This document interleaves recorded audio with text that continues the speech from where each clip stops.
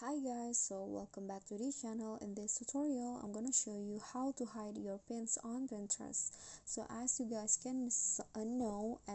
know that if you save up pictures in Pinterest, it will be saved in your pins on your profile, and if your profile is public, it will or other user can see it, can see your pins collections. And if you want to hide it, here is what you need to do. So after you open the Pinterest apps, go to your profile.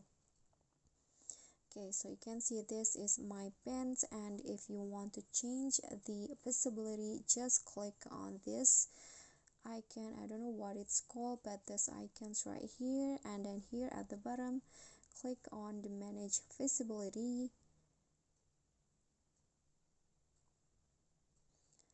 So if you turn this off, your pins will be hidden from your profile. So just click on this to turn this off until it turns to gray like this, and then go back and your pins will be hidden in your profile so other people can't see it.